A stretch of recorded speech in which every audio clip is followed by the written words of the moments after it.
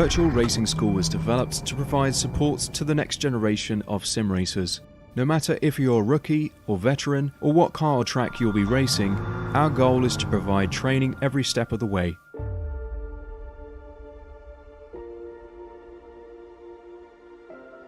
We found that iRacing can be quite difficult without proper training.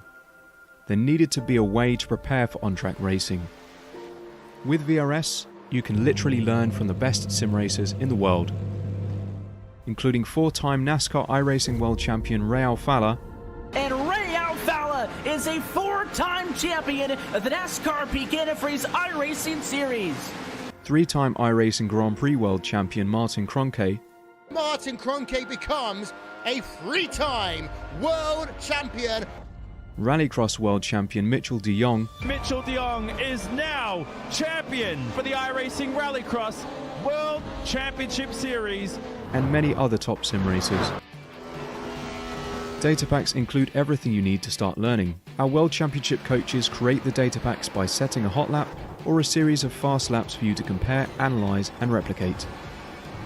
Data packs also include a tutorial where the coach points out techniques they use to hit the fast lap. This gives you access to the latest driving techniques and setups before you even hit the track. Sign up for a free account and download the VRS telemetry logger. With this application running seamlessly in the background, your laps automatically start syncing to the VRS website. From there, you can analyze and compare 2 laps of your choice, whether it's your data, the coaches, or your teammates. VRS will automatically target improvement opportunities so you can get up to speed even faster.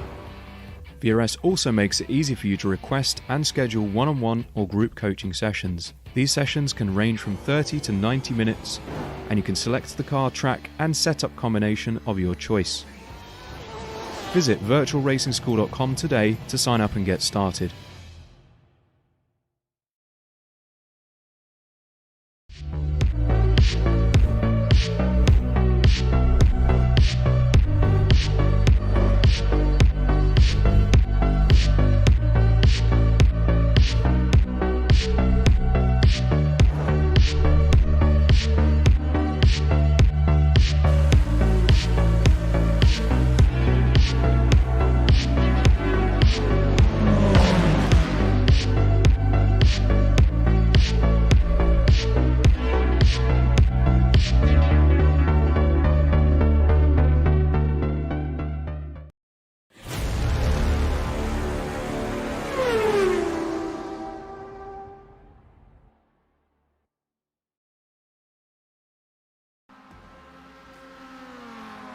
Hi everybody, and welcome to Season 3 of the Ray Esports Racing League presented by RaceVoice and Alliance Autosport. Last week, our racers took to the rolling hills of Brazelton and its 50-year-old wonder, Road Atlanta, where 2 15-year-old wonders took wins amidst the red Georgia clay. Tonight, our Spec Racer Ford and Mazda MX-5 racers, they head up north up I-85 and I-81 to another racetrack in its 5th decade.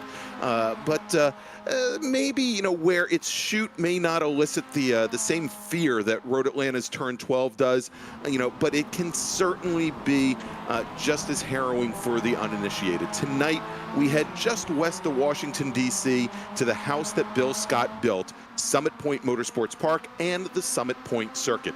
I'm Greg Ginsburg, and by my side in the commentary booth is Brian Donati, and of course we've got Apex Racing TV's Dennis Branch in the virtual production trailer, bringing you all the great views from this very unique venue. So Brian, you know, tonight we head to what is our home track in a circuit that many of these racers know well. You know, it's been a staple of the iRacing platform, you know, really from the very beginning, all the way back in 2007, and many of our racers tonight, even some without driver's licenses, have spent their formative years roaming the paddock here at Summit Point. Yeah, I tell you what, Greg, and it's great to be able to sleep in our own beds here now that we're at home at Summit Point. Got to say that right off the back. But you're right, some of these grew up at Summit Point Motorsports Park, and they understand what this track is all about. We'll see whether or not they can transition that over to the virtual world. Yeah, and you know, we'll just throw some names out there. Morgan Burkhard, I think I've mentioned before, his parents, 2 regional racing champions here based out of Summit Point. Matter of fact, Morgan Burkhard lives only about 10 minutes away from Summit Point. Jameson Huffman, as well. Jameson's father, this is his home track. These two kids have been roaming the paddocks here and hanging out on race weekends since they were toddlers. They certainly know the track well, and we've got a number of other racers that certainly have a lot of experience at Summit, both in the virtual world as well as the real world. Again, this is a track that has been a staple and part of the iRacing platform since day one. And so, as we mentioned, we've got two races on board tonight. First, as you can see here, we've got the Mazda MX-5s, and a little bit later we'll switch over to the Spec Racer Fords. And the Mazdas, they are out on qualifying right now. We're about halfway through that qualifying session. Let's, though, take a quick look back, because we did not have the MX-5s with us last week at Road Atlanta. The last we saw them was 2 weeks ago at Circuit of the Americas, when they ran the what is known as the International Course. Taking the win there was Zach Burke, and I don't believe Zach is here with us this evening. As a matter of fact, I think most of the Canadians decided that it was a little too much trouble getting over the border tonight, or maybe they're still getting over the election last night up north of the border. Zach Burke took the win, and he had jumped out to a very early lead, almost 5 seconds after just the very first lap. Morgan Burkhard, who started fourth, finished in second. His teammate Jameson Huffman finished in third, with Greg Mack and Mitchell Peak rounding out the top five. Interesting that Peak actually had looped his car turn one on the second lap, dropped all the way down to 14th position, managed to work his way back up to 5th place. All right, so let's take a look at the points and where we stand right now. After 4 rounds complete for the Mazda MX-5s, this is the 5th race of the season tonight for them. Morgan Burkhard, with no wins to his name, currently leads the point standings with 63 points. Jameson Huffman, also with no wins to his name, sitting 6 points back with 57. Andre Jameson, who after that race at Coda dropped from the lead down to third. He is sitting with 54 points. And then we've got the aforementioned Zach Burke. Burke has 2 wins on the season. He is currently sitting 4th, as you can see there, with 50 points. And then Greg Brockway in the 062 machine. He moves up a position. He is sitting with 48 points. That's your top 5. But you can see there, as we walk down the order, how close the point standings are across the field, as we only have a few more races for these drivers. And we've got just a bit over 10 minutes remaining. If we take a look here at our provisional pole sitter, it's Josh Soto. And Brian, we were talking with Dennis Branch before we went on air, because he had heard the name Josh Soto before. I had heard it as well. Another one of the series that I announced for, which is the Ricmotech series, the Ricmotech Classic Sprint Series. Josh Soto, I believe, was our Open Class champion last season. And so very, very accomplished, very quick racer. He hasn't been doing iRacing, virtual racing, for very long. And there he is on track right there in that 07 machine. But very, very quick wheel. Morgan Burkhard currently running second, and you can see there he's only about 0.18 of a second back. Then we've got Darian Taggart and Jameson Huffman rounding out the top 4. I tell you what, Greg, if you look at the qualifying right now, as you said, with just about 5 minutes left to go, our top 5, all of them under that 120, 121 mark. And we were talking about Joshua Soto again. Didn't have a very good practice. Really kind of came out, didn't get a good handle, I don't think, on the sim itself. Went back, probably made some changes right before qualifying, and now he's sitting at the top of the leaderboard right now. So look for him to be a player in this race. Right there, and I'm watching Darian Taggart in that number 75 machine, and all I can do is think of Mike Meathead Collins, very famous. I don't know if we should call him famous. In Washington D.C. Spec Miata racing, quite famous.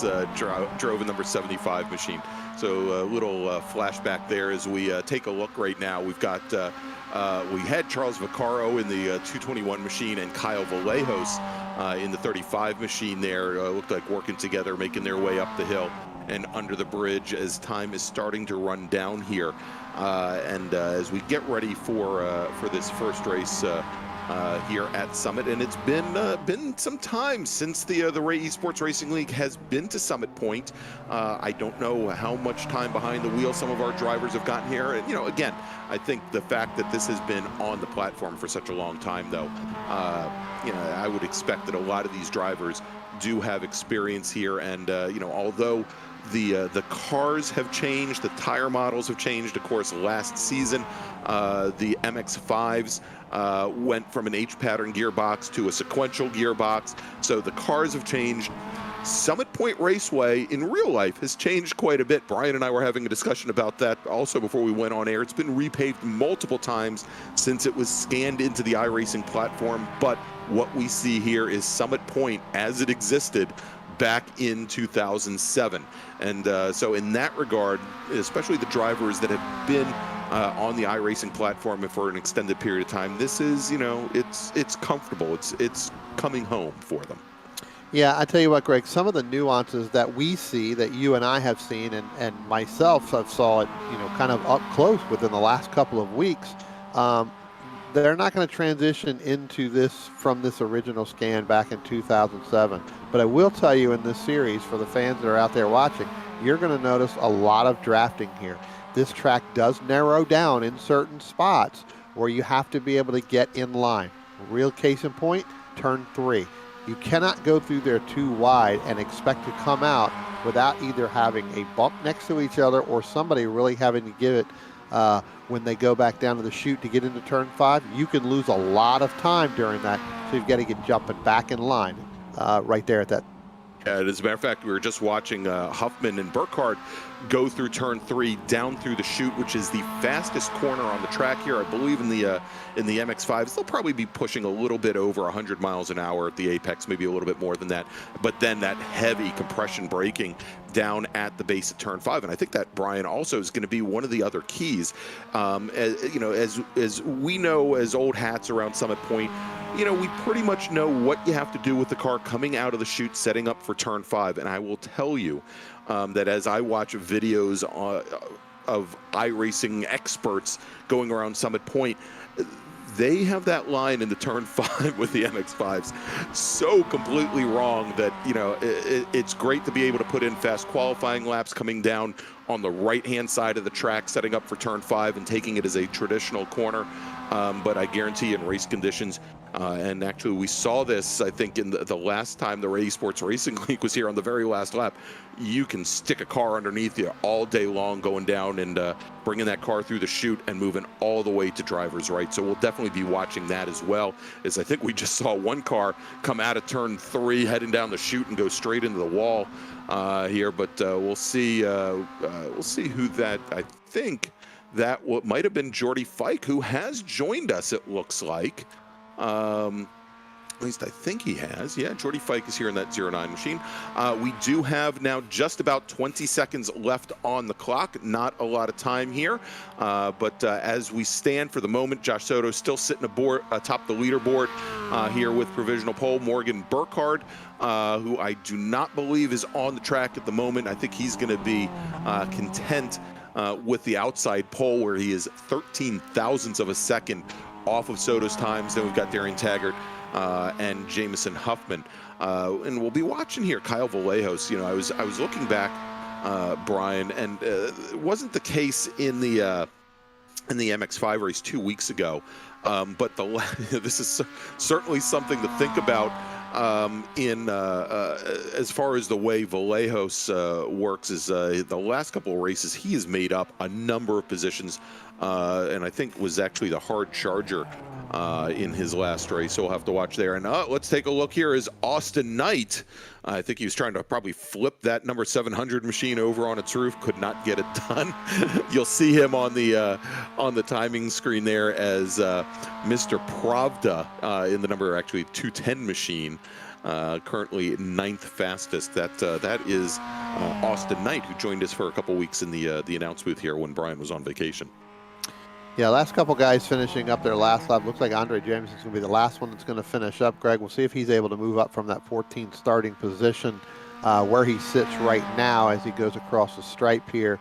to take that checkered flag, and it doesn't look like he's going to move up. So it looks like he's going to start way back, further back than I think that he anticipated. Yeah, I think and that's the qualifying, the qualifying times, Greg, they're a lot slower than they were in practice. I will tell you that. So big surprise here. And I was going to say for Andre Jameson, who started off, I believe, in the 3rd row at Circuit of the Americas, definitely a bit of a surprise there for him. So we're going to have the cars setting up for their pace lap here in just a moment, Brian, and we'll run down the grid here when the drivers head on out. Remember, of course, that this is the first race of the night. When we're finished, we'll bring our podium finishers in for their interviews, and then we'll get set up for our second race of the night. Spec Racer Ford, you definitely don't want to miss it.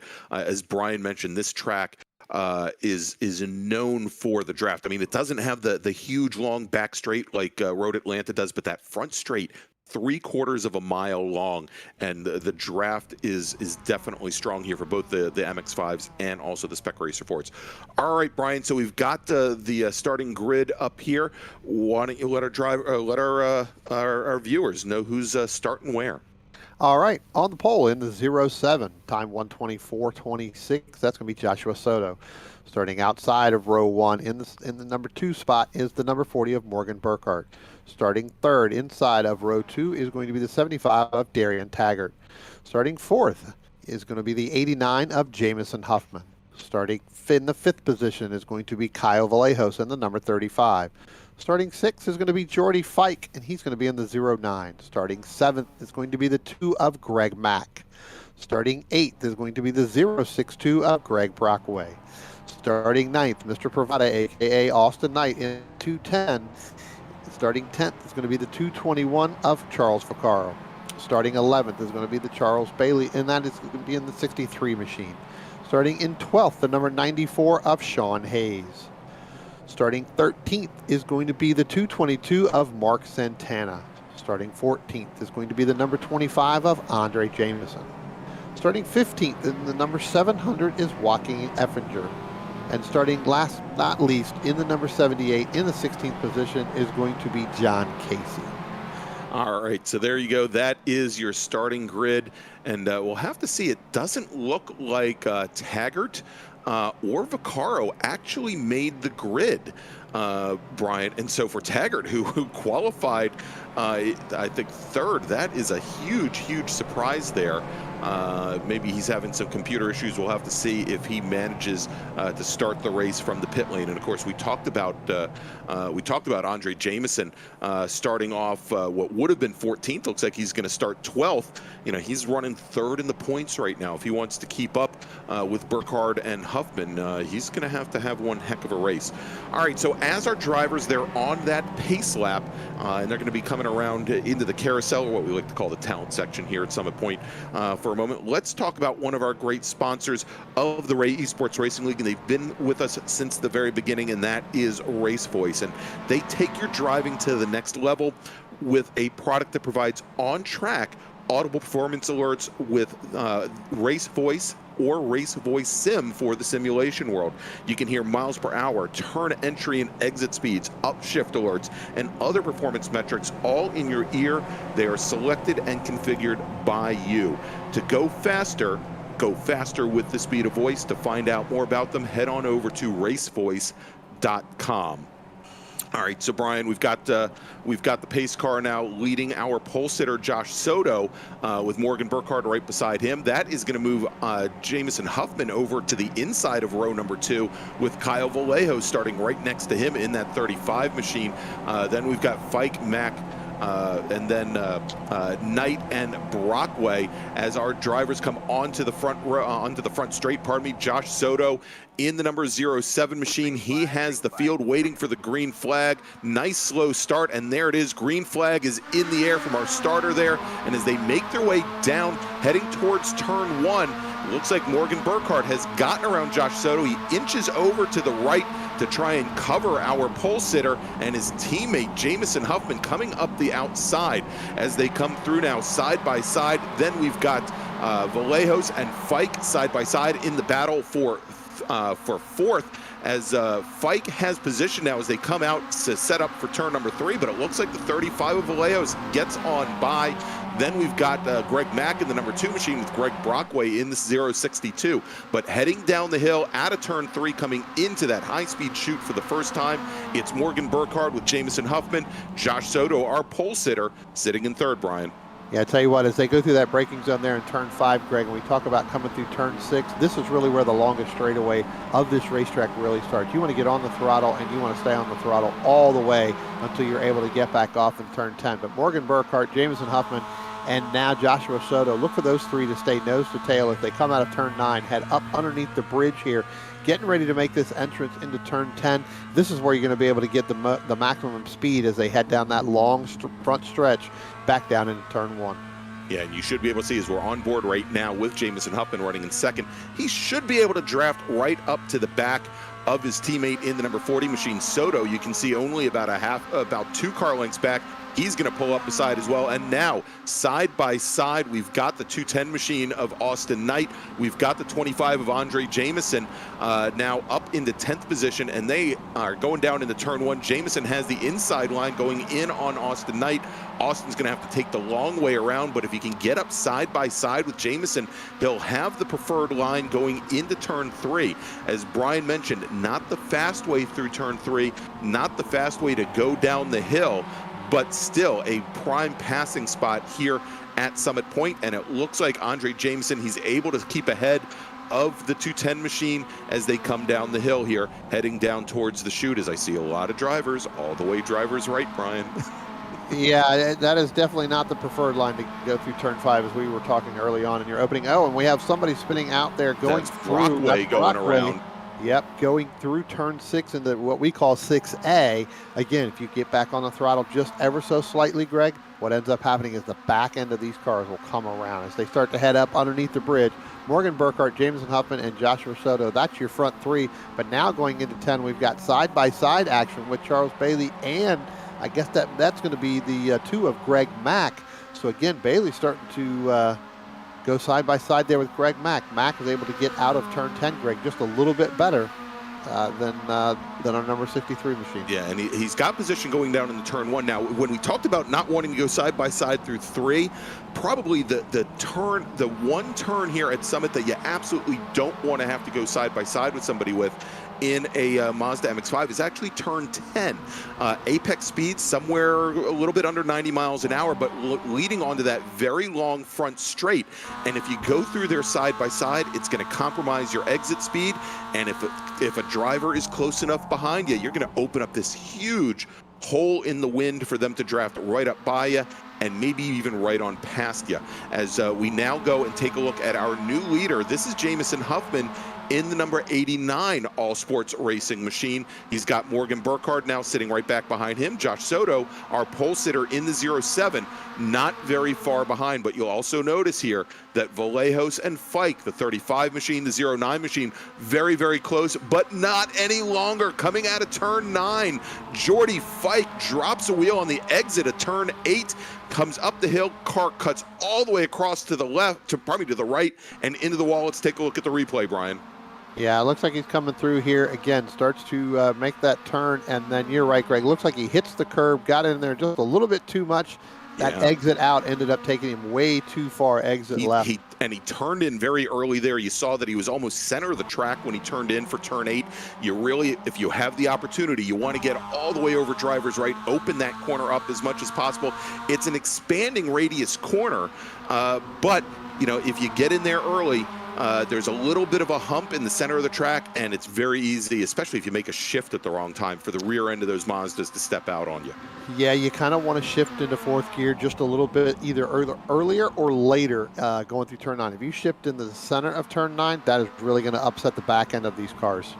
And so there you go, Jordy Fike not a good race for him. He's got his car in the pit lane. We'll have to see if he comes back out, as we are now 5 minutes in, just a quarter of the way through this 20-minute sprint race here in the Mazda MX-5s. We're on board right now with Josh Soto. He was our pole sitter tonight. He is running in third currently, but it is a 4-car breakaway at this point. Morgan Burkhard in the number 40 machine. He is back to the lead with Jameson Huffman, his teammate, running in second. Soto third, Kyle Vallejos in fourth, and then it is almost 5 seconds now back to the 63 of Bailey, who's still battling things out with Greg Mack, as Huffman now coming down the inside. He's showing the nose early as they get under braking, going down into turn 1, and Soto, I think, is trying to find who to follow through here. But as both of the teammates there, both of the locals, Burkhard and Huffman, were side by side going into turn 1, didn't leave a lot of room there for Soto to sneak by. I tell you what, Greg, in that situation, the best thing that Soto could do, which he did, coming out of turn 2, letting that car exit out as much as he could, stay in between both of Huffman and Burkhard there. That way, if one of them does make a mistake, you can go around it and still stay clean, which is exactly what Joshua Soto did. All right, and we're on board now, watching. I believe we've got, let's see here, we've got the 221 machine of Charles Vaccaro, then we've got Joaquin Effinger in the number 700 machine, and then Greg Brockway.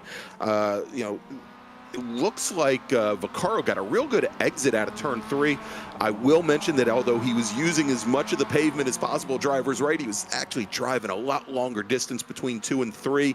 But it looks like perhaps Joaquin and Greg don't necessarily have the experience here at Summit to take advantage of it. If it were me, I might have poked to the inside there as soon as I saw the 221 scoot out to the outside. All right, now side by side once again. It's Burkhard to the inside. It's Huffman to the outside. For a moment there, Huffman was really squeezing Morgan Burkhard to the inside to try and really compromise his line. And now look at this, going wide, going off into the rumble strips on the outside of turn 1. It is Jameson Huffman, and he's going to lose a position not only to Burkhard, but he's going to lose a position out to the 07 of Soto, and now he is going to fall all the way back in the 4th as Kyle Vallejos takes advantage as well. And now, Brian, let's watch, because it looks like Soto, I think he might be a little tired now of sitting down back behind a leader, and we'll see how he interacts now with our leader, Morgan Burkhard, now that Burkhard doesn't have his wingman. Yeah, no, absolutely, Greg. Jameson Huffman going really wide there coming out of turn 2, made that mistake, but, really quickly got back involved, or got back in the gas as quickly as he could, and got behind Kyle Vallejos. That's actually going to help Jameson Huffman. Joshua Soto is going to just sit there right now. I think he's content to wait for these youngsters to make the mistake in order to get through and get by here. So look for them to start to pull away. But Jameson Huffman's got to get back in and getting smooth in order to get through past Kyle Vallejos as they coming out of turn 10. Well, I'll tell you, with the exit speed that Huffman had coming out of turn 10, he should be able to get by Vallejos. Looked like probably a good 3 to 4 mile per hour difference. Now, a little bit further back, you can see another great battle going on right now. Bailey and Mack still going at it in the 63 and the 2.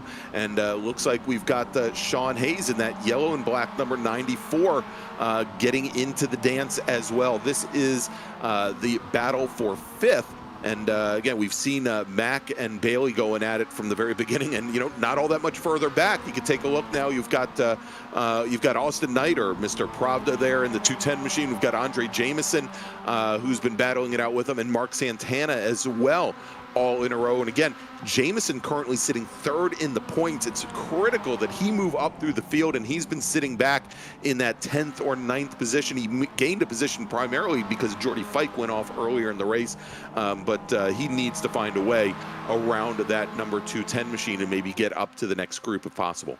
I'll tell you what, Greg, this feels like I'm really actually at the racetrack watching these Miatas and these MX-5 Cups, because these guys, there's battles all over the racetrack. It looks like Joshua Soto is really having some technical difficulties because he really keeps blinking in and out in that second position. That's got to be hard. It is Summit Point. The internet connectivity not the greatest, not the greatest in old West Virginia, Brian.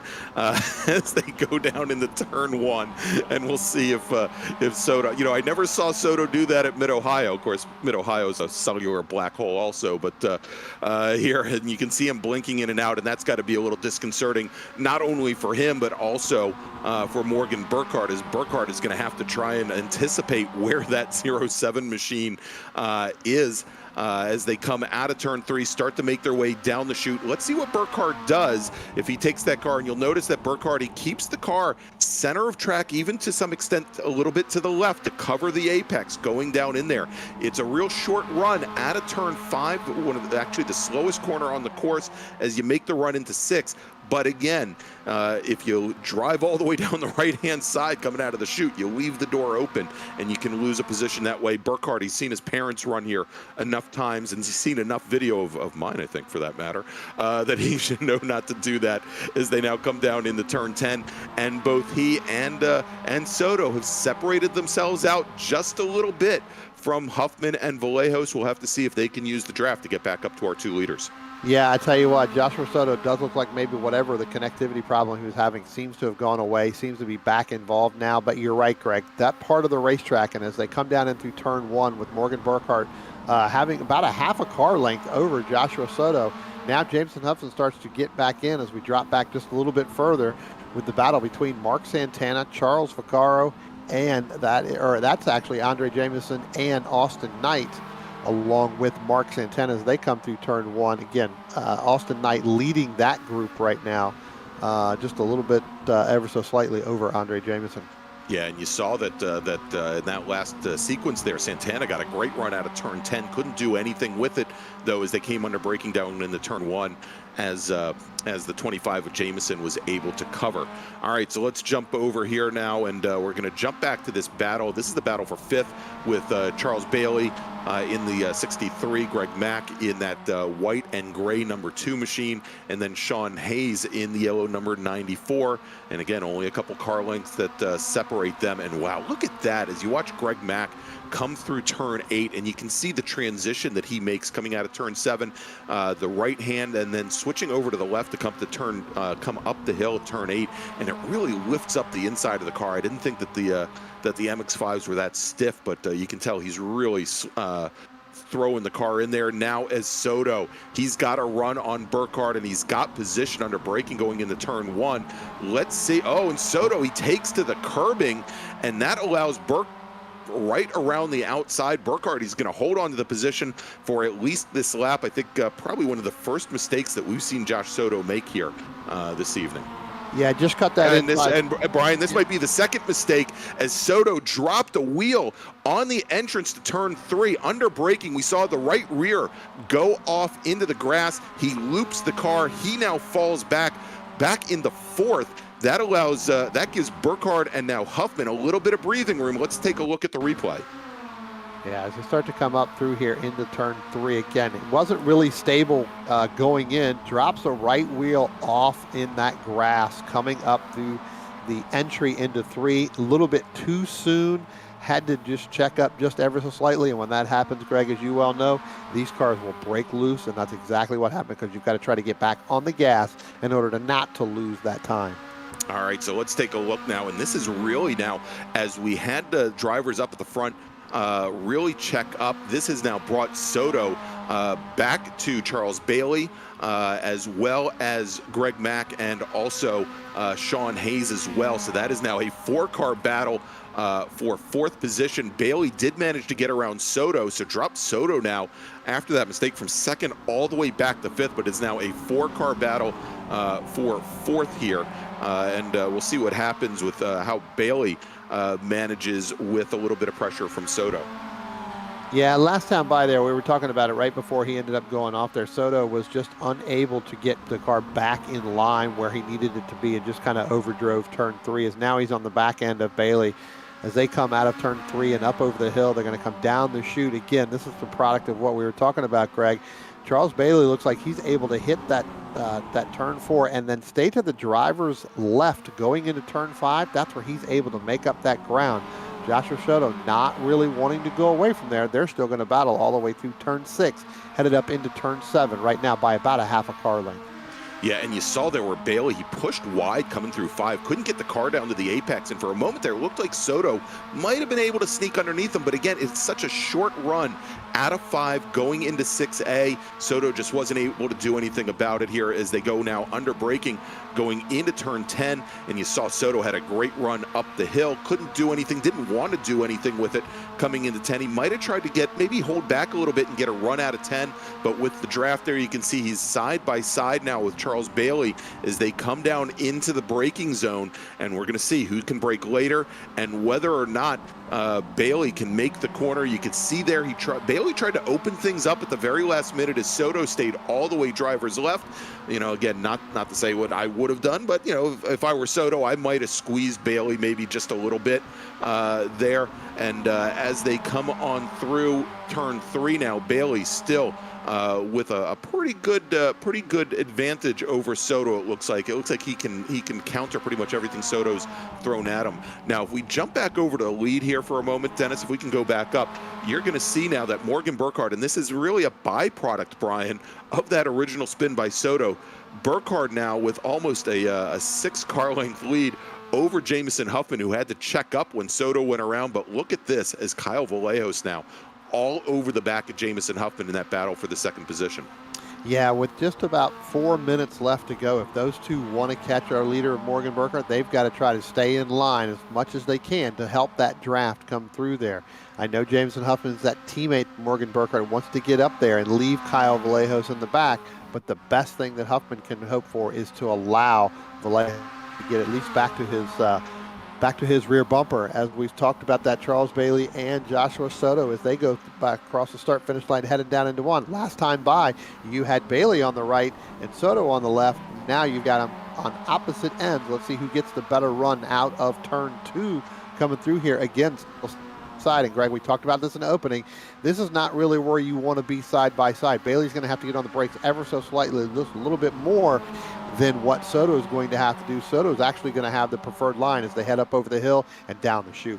Yeah, when you come through 3, you don't really see it in the camera there, but it is actually a pretty sharp corner. It's a little bit, maybe a little bit more than 90 degrees, but if you take it from the inside lane, you got to get really hard on the brakes and really throw the car in.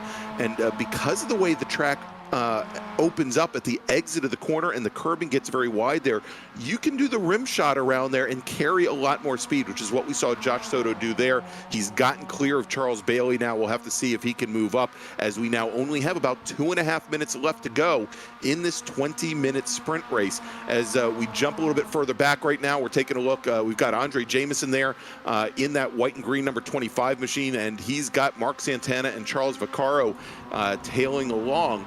And again, Jameson now still sitting in 9th. It looks like he's lost the scent of Austin Knight in the 210 machine. We saw Knight quite a bit further up the road there. As we're going to see here, take a look. It looks like Vaccaro might try to make a move on the 222, but no. Now coming down the center of the track, it is the 25 of Jameson. It looks like the 222 tried to sneak inside. Let's see what the 221 and the 222 do, Brian.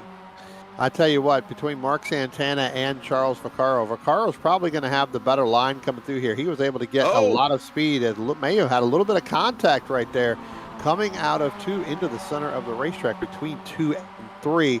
And again, Vaccaro able to get just that little bit, ever so slightly push out of turn 2 and get that drive forward.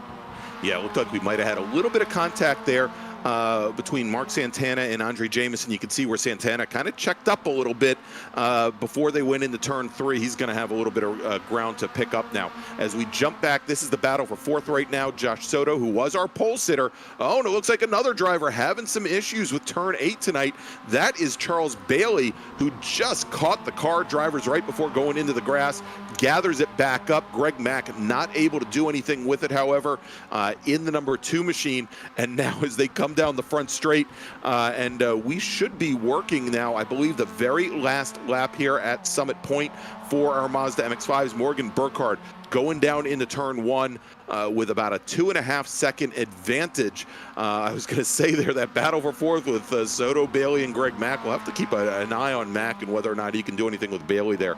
But Morgan Burkhard right now, lots of breathing room, Brian, as he comes down through the chute for the last time. Yeah, about almost 3-second lead over Huffman and Vallejos. And I tell you what, Morgan Burkhard, and we talked about this in the open, he has grown up at this racetrack. He probably knows everything there is to know about this racetrack.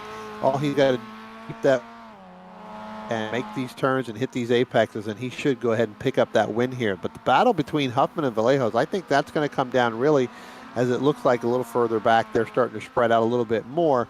But as we come up over the hill and down underneath the bridge as we get ready to enter into turn 10, Morgan Burkhart by about 3-second lead, Greg.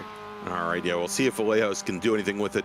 You know, if you get a good run out of 10, you can draft by on the front straight here, but our leader, Morgan Burkhart, he's not going to have to worry about that. He comes to what turns out to be a pretty easy win here in the Mazda MX-5. Jameson Huffman does manage to hold on for second over Kyle Vallejos, crossing the line. Josh Soto, he makes it back up to fourth. That is where he will finish tonight after starting on the pole. Greg Mack does indeed get around Charles Bailey on the very last lap, so Mack will finish fifth. Bailey will finish sixth. Sean Hayes seventh. Then we've got Austin Knight. He will come home in eighth. Charles Vaccaro gets around Andre Jameson on the last lap, so move that 221 machine up to ninth. Andre Jameson will take home 10th with Santana, and there's Greg Brockway in the number 62 machine. He will finish in 12th, and I believe the only drivers left out there are going to be Joaquin Effinger, John Casey, and Jordy Fike. There's the 700 with the state of Texas on the door. Joaquin Effinger, he crosses the line again. He's going to finish in 13th position. John Casey coming around turn 10 for the last time, and Jordy Fike, who had that unfortunate spin coming out of turn 8 early on in the race, he's going to finish, I believe, actually he's going to finish on the same lap, I think, but he drops 9 positions, going to finish in 15th. All right, so let's take a look here. We should, Brian, before we go take a break, let's bring in some of our podium finishers. And, you know, it seems like we're bringing in the same guys over and over again. I don't know why that is. I would have loved to have Josh Soto, honestly, here, but we don't. So let's bring in the number 89 machine. That is Jameson Huffman, finishing second tonight in the Mazda MX-5s. Jameson Huffman, congratulations, finishing second here at somewhat of the home track here at Summit Point Motorsports Park. Talk about that run and talk about what you had to do to try to really catch up to Morgan. It was kind of boring, but fun at the same time. Like, the first part of the race flew by. Oh, man. And then when I was running down Morgan, I was like, we have 6 minutes left. What happened? And then those 6 minutes felt like an eternity. Like, I felt like I did 20 laps just trying to run down to Morgan. Well, this racetrack will do that to you, and it'll do that in this time. But again, congratulations on finishing second. Who do you like to thank tonight? Thanks for letting me race. They were, I don't know where they were. They were somewhere. Major's Garage, teammates, you guys for hosting this, or hosting the broadcast, and then Stevie and Greg for hosting this, and also all of our new admins that actually helped this league run, because Stevie isn't here this time. All right, well, fantastic. We appreciate it. Again, congratulations. Second place on tonight here at Summit Point Motorsports Park. Greg? All right, and so are we going to see you in the next race, Jameson, in the Spec Racer Fords? I assume so. I will. I am actually in the middle of T3. All right. And now I am 4 off in T3. Well, there didn't mean to throw your concentration there. All right, there you go. Jameson Huffman, tonight's second place finisher in the Mazda MX-5s. We'll see him in just a few moments in our Spec Racer Ford race. Next, our winner tonight, Morgan Burkhard.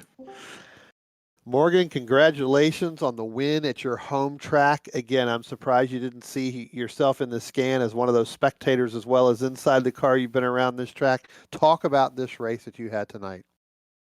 Well, it was definitely a lot of fun. Just trading positions back and forth for the first few laps. And then after that, I saw Josh have a little moment and tried to keep the gap above, the suck range. So, yeah, just managing pace after that. Yep. All right. Well, congratulations. Real quick, who do you like to thank tonight? Well, I'd like to thank my parents and my grandparents for supporting me. And I'd like to thank Stevie Ray and Greg Hubler for setting up a great league. All right. Well, again, congratulations on your win here at your home track at Summit Point Motorsports Park. Greg, I'm sending it back over to you. All right, thanks so much, Brian. And that was Morgan Burkhard, our winner tonight in the Mazda MX-5. So we're going to take a quick break. We're going to get set up for our second race of the evening. Those are the Spec Racer Fords. And Brian, if it's anything like the race that we had in Spec Racer Ford at Road Atlanta, or the Formula Vs for that matter, where I think the last spot on the podium was determined by 1/10,000th of a second, it should be a barn burner. So hold on tight. We'll be back here in just a few moments from Summit Point Motorsports Park. You're watching the Ray Esports Racing League here on, where are we? Oh yeah, that's right. We're on Apex Racing TV. We'll be right back.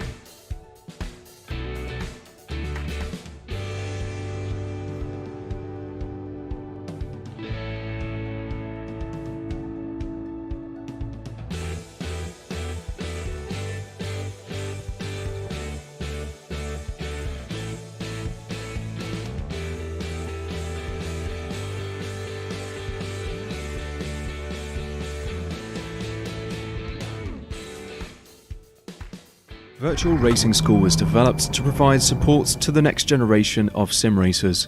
No matter if you're a rookie or veteran or what car or track you'll be racing, our goal is to provide training every step of the way.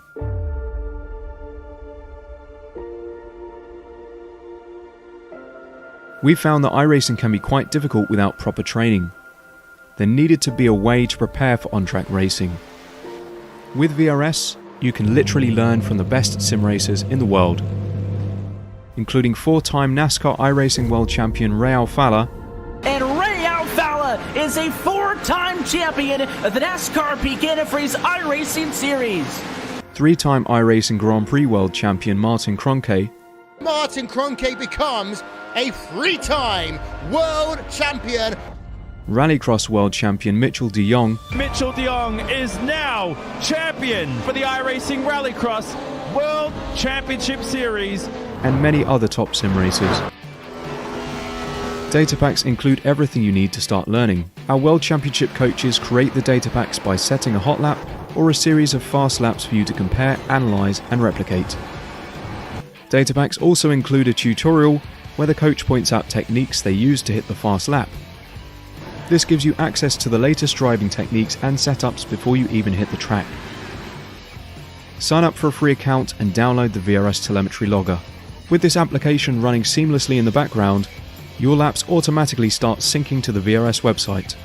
From there, you can analyze and compare 2 laps of your choice, whether it's your data, the coaches, or your teammates. VRS will automatically target improvement opportunities so you can get up to speed even faster. VRS also makes it easy for you to request and schedule one-on-one or group coaching sessions. These sessions can range from 30 to 90 minutes, and you can select the car, track and setup combination of your choice. Visit virtualracingschool.com today to sign up and get started.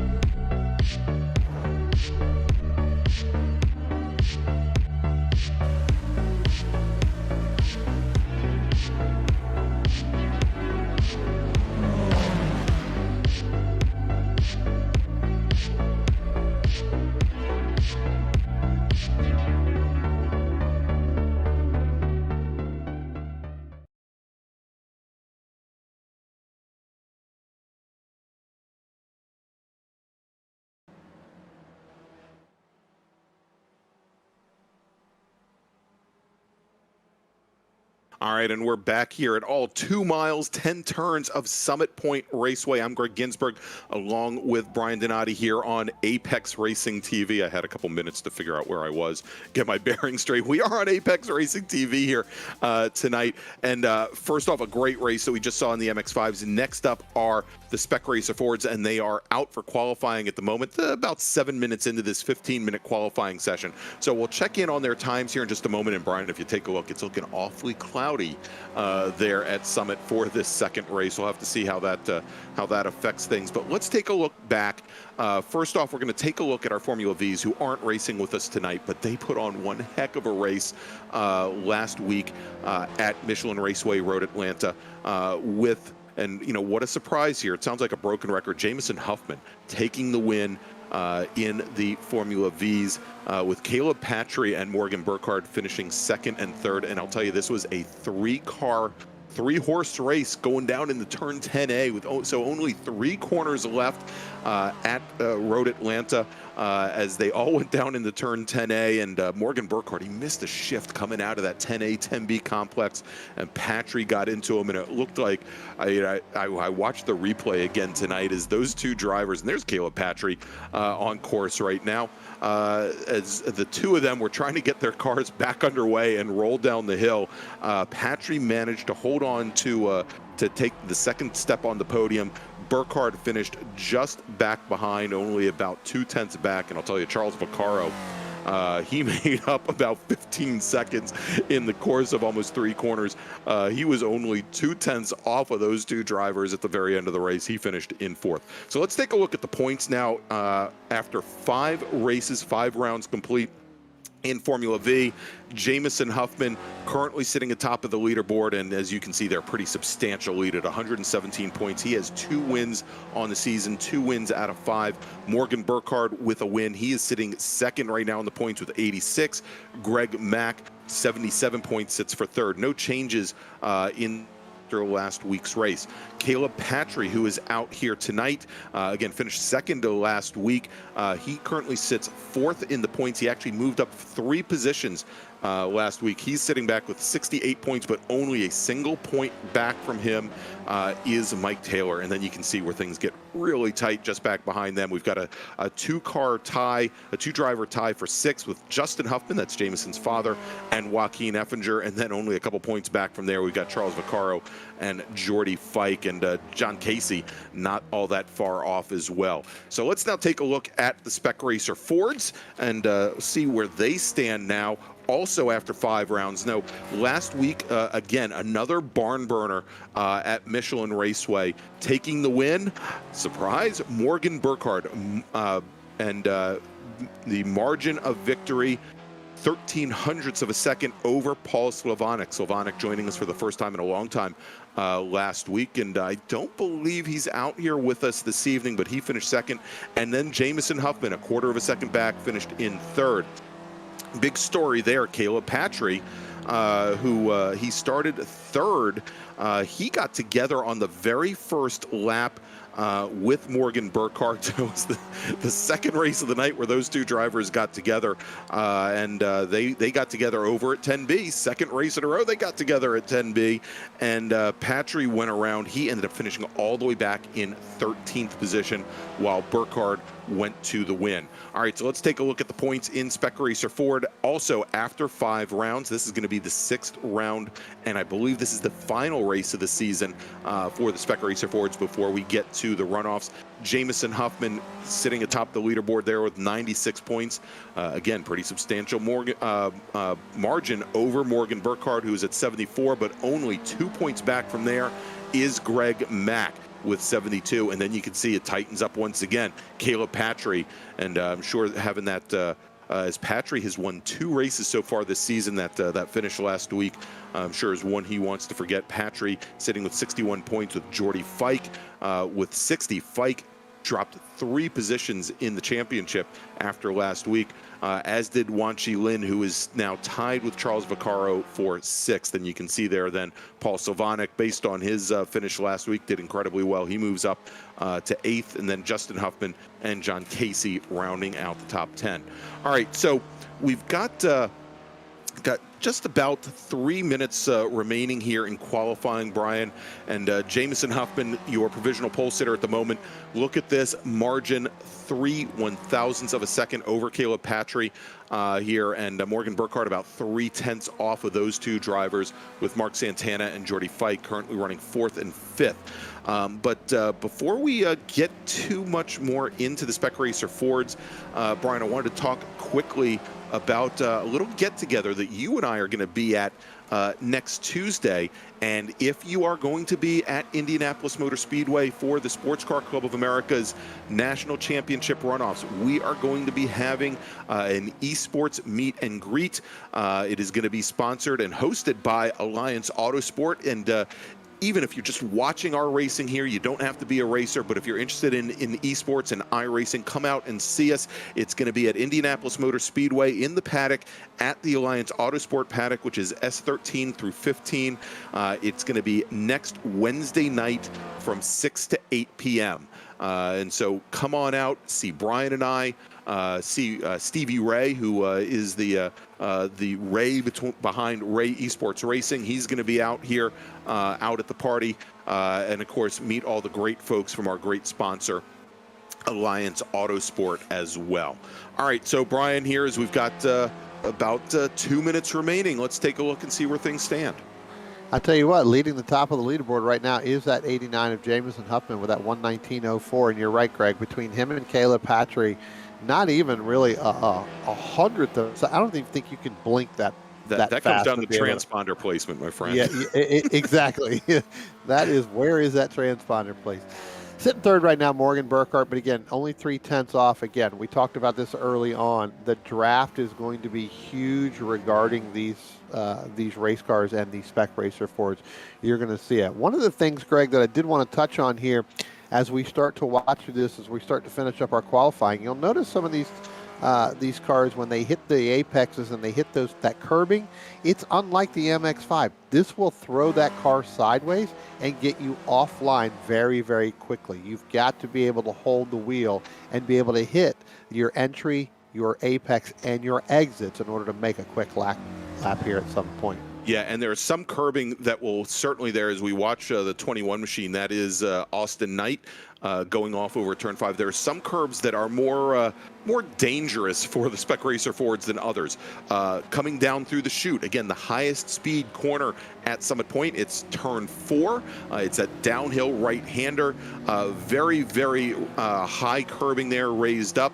Of course, the curbing at turn 1, we saw Josh Soto have problems with the curbing at turn 1 in the MX-5 race. And as we watch Santana now come down here under braking, you'll be able to see how raised up that curb is there. And if you hit it wrong, you just want to be able to touch the edge of it with the right front wheel.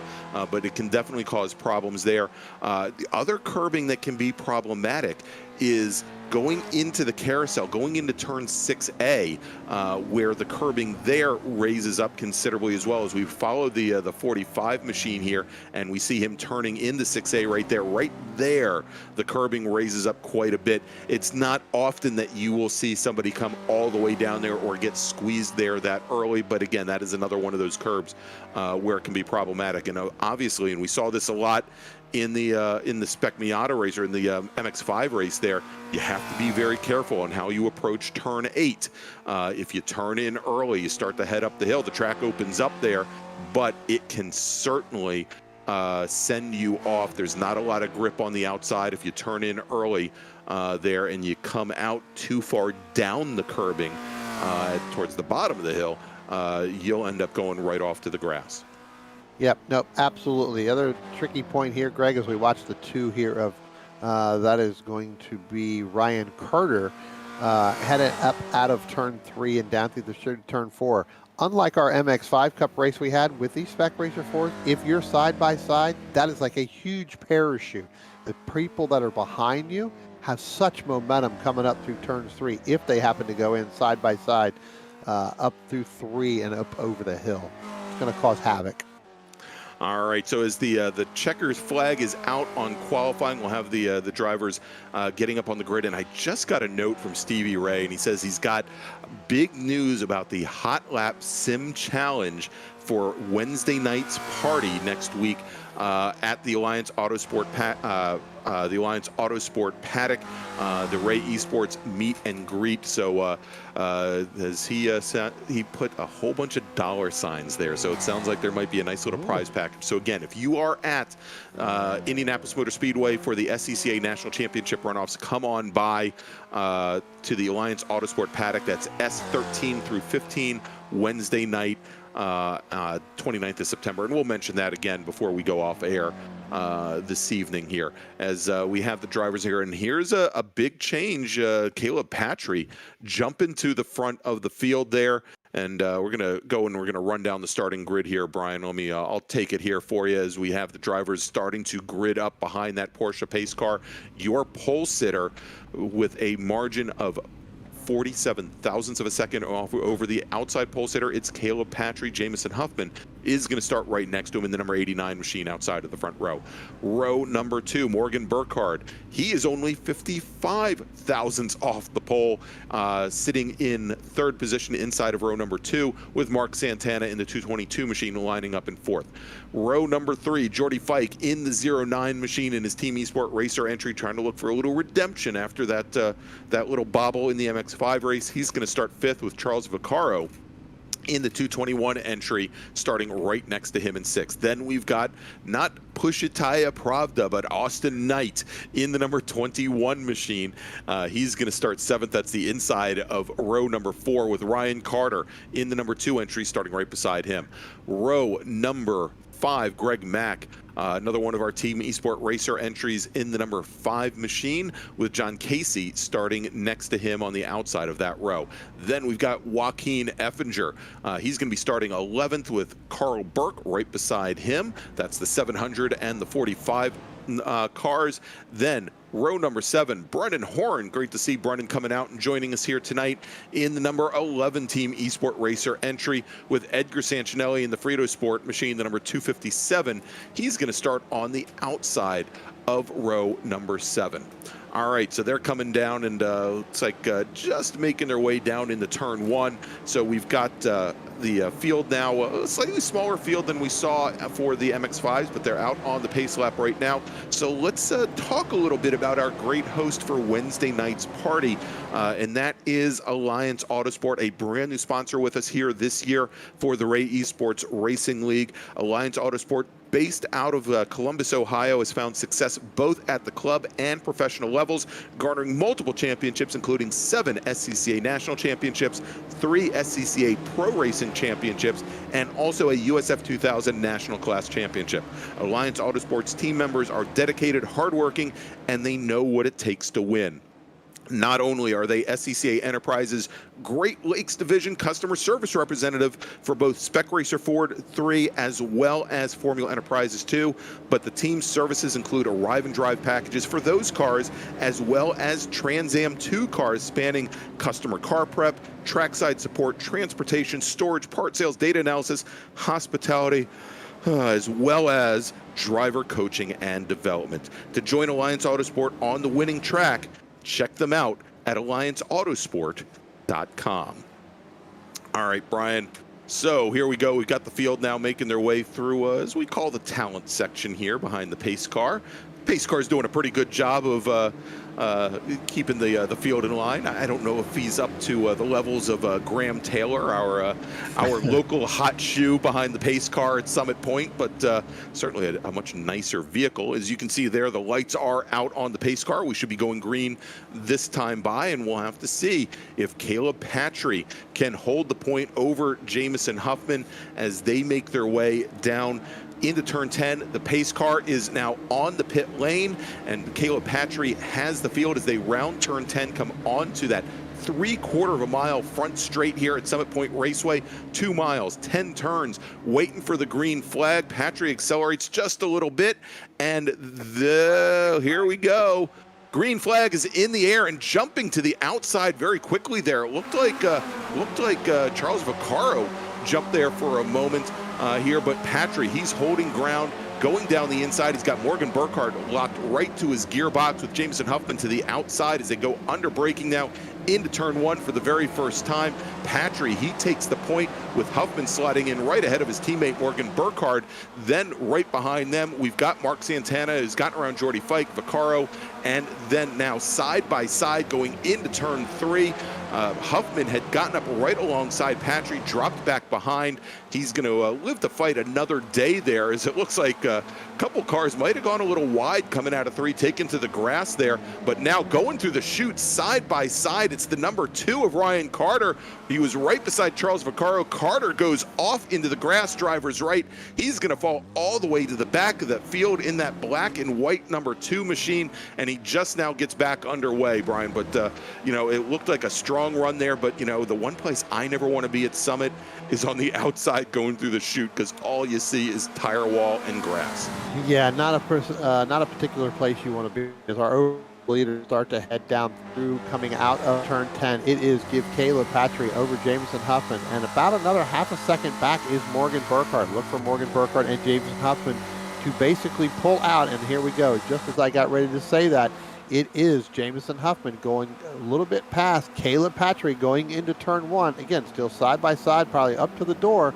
Caleb Patry's going to have the preferred line on the coming out of turn 2 right here, Greg, as he's probably going to get a better bite, but they're still side by side going in, and it looks like Morgan Burkhard not sure who to go with, so he's a little bit further back, as now Jameson Huffman, he's going to have the preferred line going up to Patry. Going to have to just tuck in right behind him as they start to head down over the hill and through turn 4.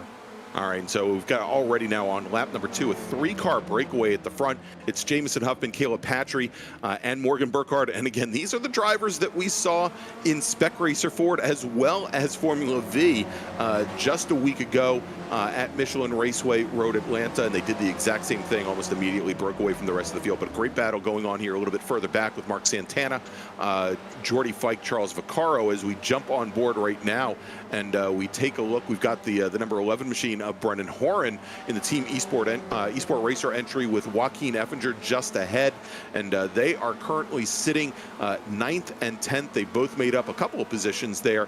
A little bit further up the road, they've got Austin Knight and Greg Mack and Vaccaro there. You can see, as a matter of fact, sitting kind of all by himself right now is the 21 machine. Oh, and it looks like Ryan Carter, who had that early off at turn 5, he goes off again over at turn 10. And Brian, it looks like he didn't even make the turn in for turn 10.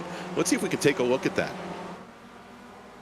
I'll take a jump back there to see whether or not, but you're right. It doesn't look like, it looked like he just completely missed the turn coming out of turn 9 here, coming up, down, and getting ready to go into turn 10.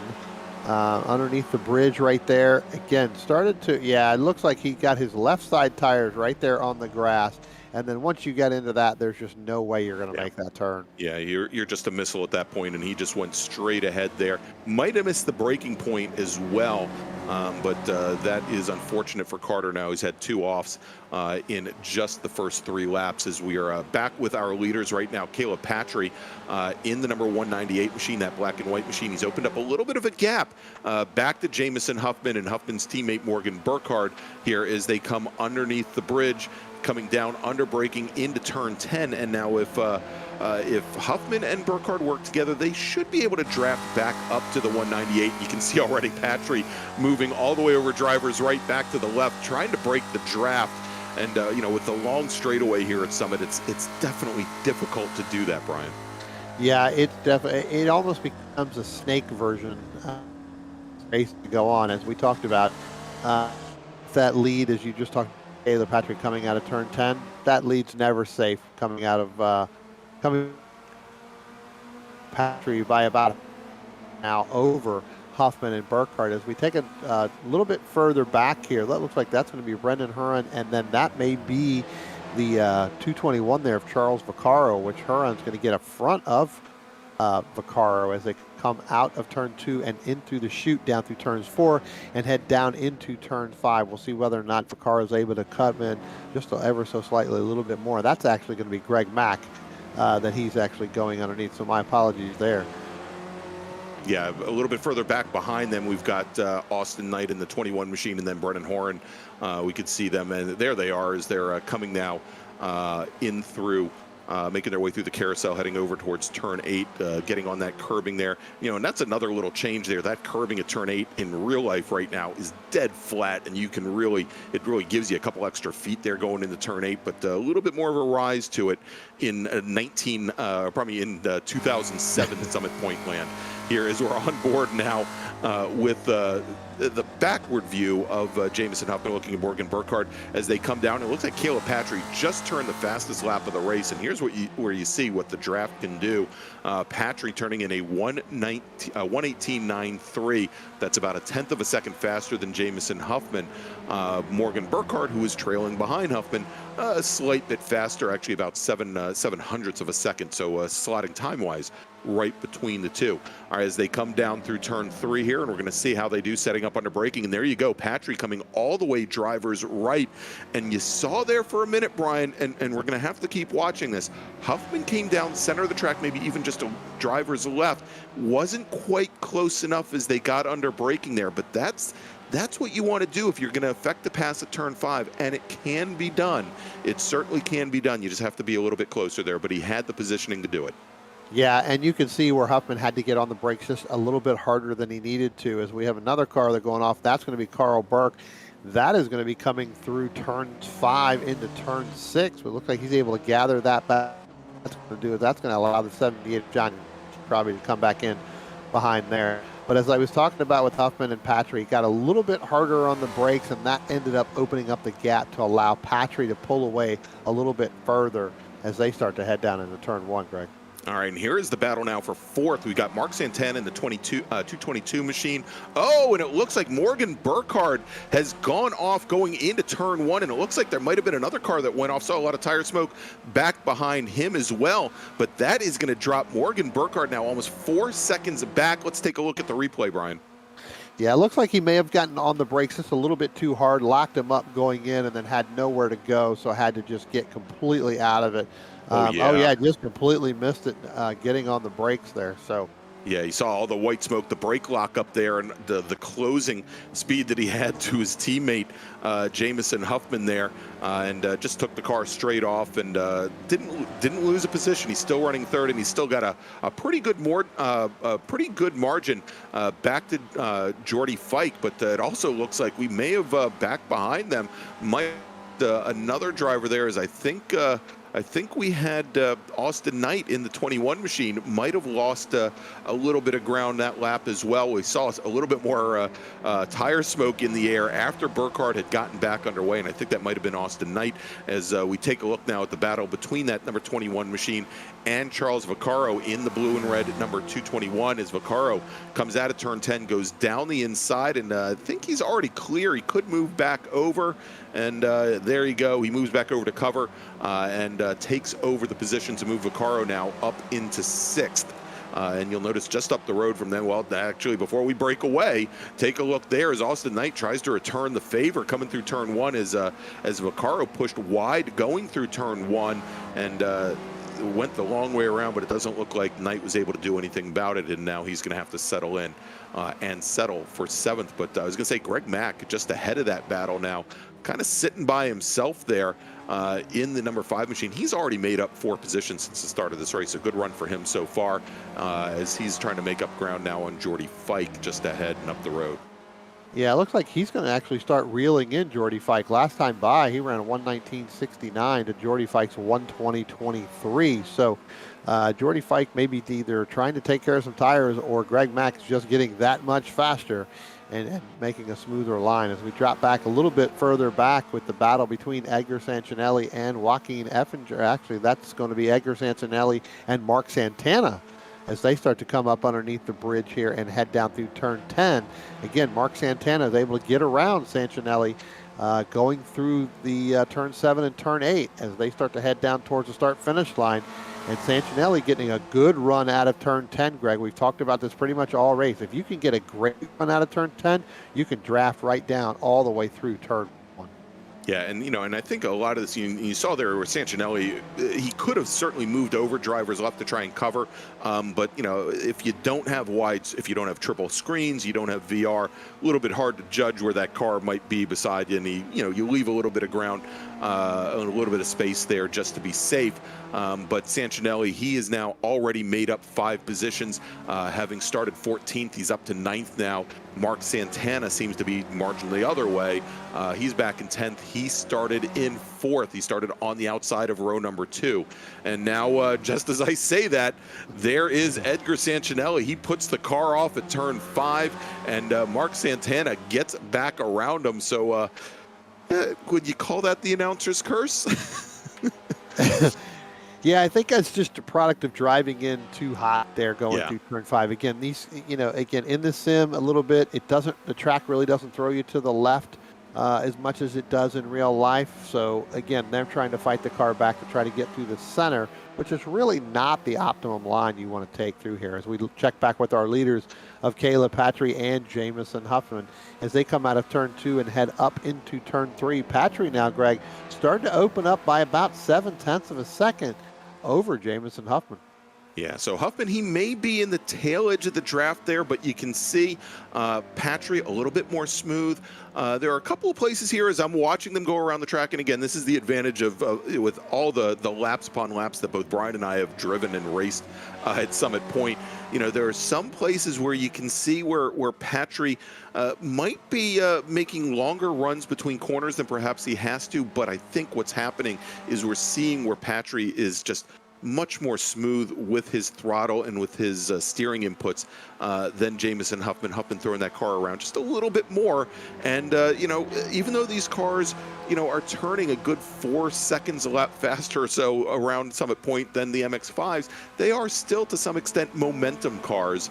And you want to do as little as possible to scrub off speed. As we jump back over now, this is the battle for 6th. As we've got Brendan Horn, the trailing car in that black number 11 machine, and then we've got Austin Knight in the blue, white, and yellow number 21 machine. And now you can see Horn comes down to the inside, gives a lot of room to Knight as they come under braking going down into turn 1. And you can see there as Horn hops the curb at turn 1.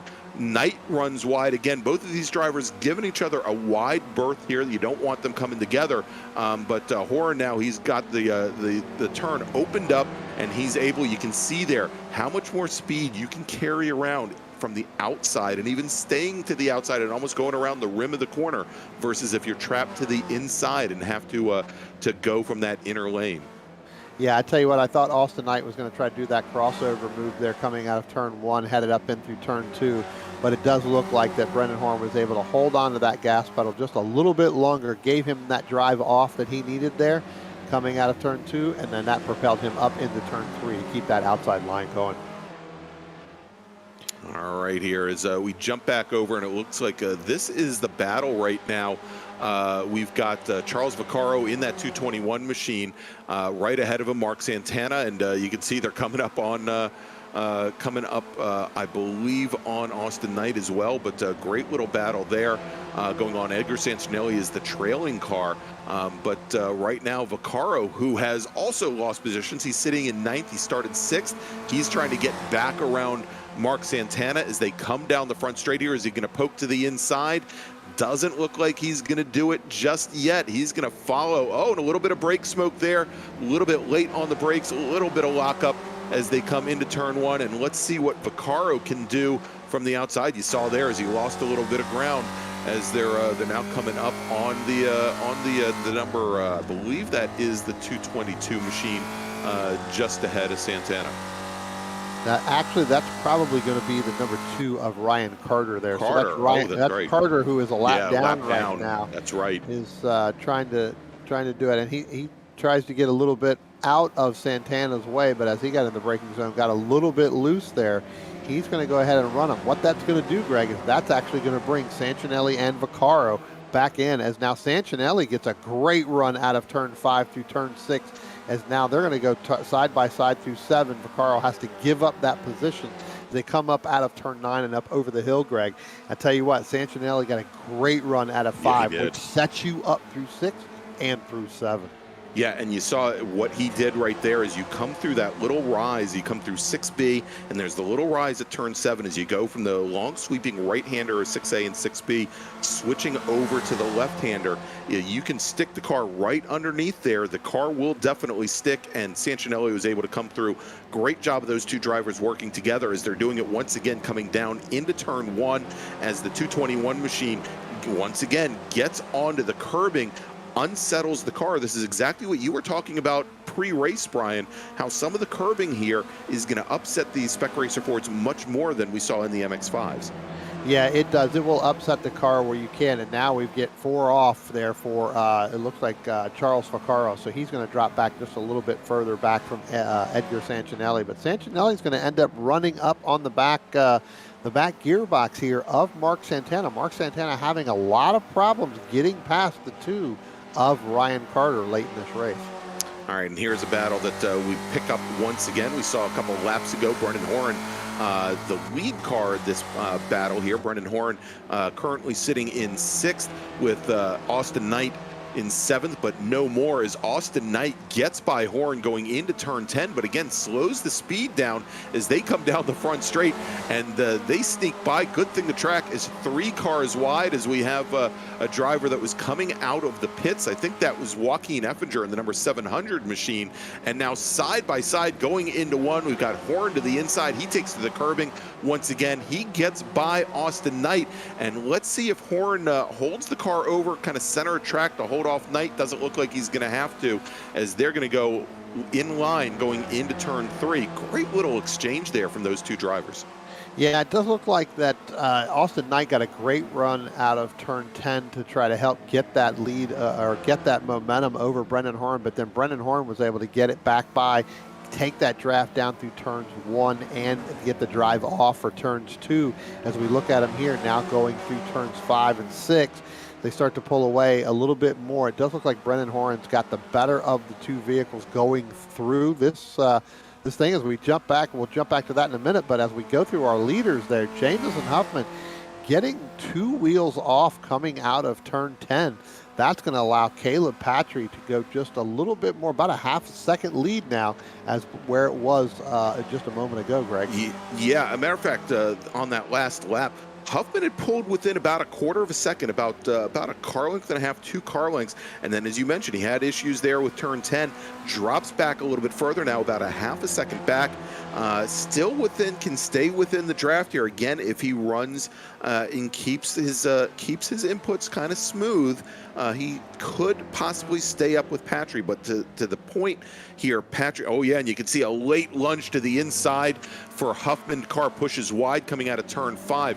You can see now as the clock is running down, as we only have 2 minutes remaining here in our Spec Racer Ford race from Summit Point Raceway, that Huffman, he's running out of time and he's running out of chances. He's had the last half of the race to get back up to the gearbox of Caleb Patry. He's had some trouble doing it, but here as they come out of turn 10, Brian, you'll notice that they've got some lap traffic, and I think that let's see who that might be. That's the 78 machine of John Casey just ahead. I think Casey's probably going to pull over. And you notice here that Patry, he's pulling over along with Casey, trying to use that draft, letting Casey pull him down the front straight. Yeah, absolutely. You're going to stay behind Casey as long as you can before you have to make that move. But again, you've got to be able to hold that wheel all the way and get it in through the apex of 1 if Huffman wants to make that move here with time really running out. As we drop back a little bit further here with Austin Knight and Brendan Horan, these guys have been going at it tooth and nail, Greg, for the last probably, let's say, 10 minutes of this race. As now Austin Knight gets side by side with Brendan Horan as they come through turns 1. Austin Knight's going to have a little bit better drive off of turn 2.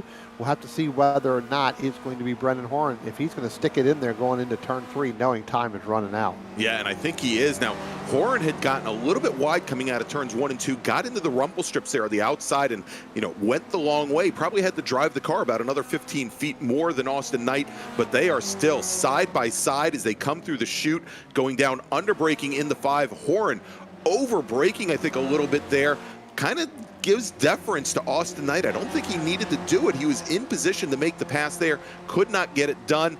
As our leaders now come onto the front straight, Caleb Patry and Huffman, I thought the white flag might have been out. It is definitely out now as our leaders are on the very last lap, and you can see Patry once again trying to break the draft as Huffman comes down the inside, side by side now, under braking going into turn 1. They both keep off the curbing, only inches apart as they roll through turn 2. Now Patry's got the inside line. We'll see if Patry can move Huffman over a little bit going into 3, try to maximize that entry, and maybe a little bit of a tap there as they come through, but Patry manages to hold off Jameson Huffman, Brian, as they head down into the chute. I tell you what, as they come down through turn 4, Greg, it's going to be interesting to see who's going to have the better line going through turn 5. And we noticed it just now. Caleb Patry sticks right there on the curbing coming through turn 5. That's going to help him get a better run and a launch off of turn 5. And he loses the nose of the car, Greg, in going into 6. Again, product of probably getting on the throttle too hard, too quickly, and that's going to allow Huffman in order to do this. Now Huffman makes a mistake and goes over the curbing out of turn 9, Greg. This could be a battle coming down to turn 10. Yeah, and we say never go too wide going into the final corner, but on the last lap, I don't think it really matters. They're going to come through turn 10 now. On the very last lap, side by side, Patry pushes wide, but they are now side by side. Huffman's got the advantage as they come down to the line. Can Patry get ahead as they cross the stripe? Caleb Patry, he is shown as the winner. Margin of victory, 1/1000th of a second over Jameson Huffman. Caleb Patry, after what might have been perhaps the worst corner of his entire race on the very last lap going into the carousel, he manages to work back around. He gets around Jameson Huffman, and Morgan Burkhard, he will finish up in 3rd, almost 8 seconds back. Jordy Fike just off the podium in 4th. Greg Mack will finish 5th. Then we've got Brendan Horan. He will finish ahead of Charles Vaccaro in 6th. Vaccaro 7th, Santana, then Sancinelli and Burke, and we'll have to find out what happened to Austin Knight, as Austin Knight dropped all the way back to 11th on the very last lap there. Actually, we're showing him as being a lap down, so definitely some issues for him there, and actually I think we might see the replay right here as they were going into turn 1. On that very last lap, Knight to the inside, Horan to the outside. Oh, and just locking up the brakes is Austin Knight, and that put him back from a battle for 6th all the way down into 11th. So great battle, Brian. And that last lap between Patry and Huffman, side by side, that's what we like to see here in the eSports Racing League. And the margin, look at that right there. 1/1000th of a second. Yeah, unbelievable. And I tell you what, that is a product of these types of race cars that it is just unbelievable how close you and I have seen a lot of races close like that everywhere we go. Yeah, Spec Racer Ford in real life, much like in the virtual world, actually known for it. Those bodies were designed for the draft and, very closely matched. There might have been small differences in alignment setups, but Patry got a great run on the outside of turn 10, and he made up just enough ground there at the last moment. All right, so let's take a look here. We've got our podium finishers. They are sitting in the green room right now. Brian, let's bring in Jameson Huffman. He finishes second tonight in Spec Racer Ford. Jameson Huffman, I tell you what, I got one word to say, and that is just wow. To lose that by a 1/1000th of a second. Talk about that last lap between you and Caleb Patry. Oh man, that was so much fun, that last lap. Coming through 9 seemed like I got a good run. 10 got a good run too. He didn't get the best, and I was like 3/10. I was like, I'm gonna have to try and break like we were back in the Pro Mazdas if I can do this. So I went to the inside, pulled out to the inside, and got on the brakes as late as I felt like I could. Stuck it, didn't get the best exit, but I was able to keep him too wide and just kind of keep him within grass that whole lap. And then 6A, I was just trying to fill up his mirrors. It worked. You lost a little bit, but then after that, he's been strong through 9, just kind of through the entire rhythm section, that entire race. And you just got a good run through 9. Held around the outside at 10, then got that side draft and got that one. Well, I tell you what, that's one of the closest races I've seen here in a very long time. So congratulations on finishing second here tonight in the Spec Racer Fords. Who do you like to thank? I'd like to thank my parents, Morgan, for trying to put on a good show with me tonight, because it just didn't end well, right? But we were trying to put on a good show, but didn't go the way in our favor, but I think we still gave it to you, especially with that last lap. Thanks to Caleb, always being a fun dude to race with, super clean. He's got that track respect. He doesn't run you wide. He actually races nice and clean. Parents for letting me race, and you guys. All right. Well, listen, we appreciate it. Thank you. And again, congratulations on finishing second here at Summit Point Motorsports Park in our Spec Racer Fords. Greg? All right, there you go. That was Jameson Huffman finishing second tonight. Next up, we're going to bring in Caleb Patry, tonight's winner. I should mention that this is Caleb's third win out of 6 races this season. Caleb Patry, driver of the number 198 machine. Brian, over to you. Caleb Patry, congratulations. What a way to win. 1/1000th of a second over Jameson Huffman. Talk about that last lap with you and him going through turns 5 all the way through the end of the turn 10. Sure. I mean, for the majority of that race, I could see he was there, not really gaining, but just kind of slowly sitting there in my draft. And then that last lap, I saw he had a bit of a run, but I felt pretty confident going to 1 that I could hold it. And he got to my inside, and so we were pretty much just side by side through the next few corners. And then I'm not sure what turn it is, but it's that hard braking corner after that right-hand sweeper. I just defended, and I don't know if I was driving the car a little bit differently or something, but the car just got crazy loose. And going through that carousel turn, it was the same story. The car was just really loose, almost stepped out on me, but thankfully I saved it, and that's how he got around me. And then I got a run going into the final turn, so I just decided to brake deep and hang around the outside, and I thought I lost the race coming to the line, but as we approached it, I saw I had a run, and finish was a little bit closer than I wanted to, but we got the win, which I'm happy about. Well, I tell you what, 1/1000th of a second, I don't think anybody can blink that fast. But who would you like to thank for tonight for this win coming up? Well, certainly Jameson for the good hard race, keeping me honest, and the good clean final lap. Steve Ray for setting this league up and running the league, as well as Alliance Autosport for their support as well. All right. Well, again, Caleb Patry, congratulations on this win here at Summit Point Motorsports Park. Your third win out of 6 races. Congratulations again. And Greg, I'm going to send it back over to you. All right, there you go. Congratulations to Caleb Patry. Again, 3rd win out of 6 in Spec Racer Ford so far this season, and a great battle. Great finish. So as we get ready to wrap things up here for the evening, first, if you liked what you saw, and how could you not like that finish? How could you not that Spec Racer Ford race? Go ahead, please give us a big thumbs up there on YouTube and subscribe to the Apex Racing TV channel. You can find out about all the great virtual racing events all around the world, seemingly 24 hours a day, if you click on that notification bell. And of course, you can find out more about Apex Racing TV and all of its different offerings on Facebook, on Instagram, on Twitter. Just search out, single word, Apex Racing TV. All right, and so, we normally run this league every single Tuesday night at 9 p.m., but we're going to be taking next week off, okay? We're going to be back in 2 weeks, and that is because next week, the Sports Car Club of America, and again, all of our drivers here in the Ray Esports Racing League, they are either members of the Sports Car Club of America, or they have made contributions to the charity arm known as the SCCA Foundation. We're all going to be heading down to Indianapolis Motor Speedway for the national championship runoffs. And as I mentioned earlier, we're going to have a great meet and greet, a great party. It's going to be sponsored by our partner, Alliance Autosport. It's going to be Wednesday night. That's the 29th, next Wednesday from 6 to 8 p.m., and it's going to be in Alliance's paddock. That's S13 to S15.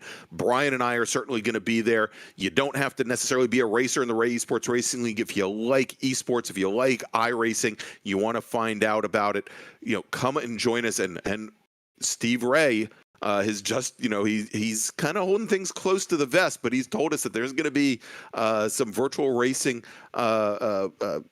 games, I guess, going on with some prizes that might line your pockets a little bit. So definitely make sure to join us.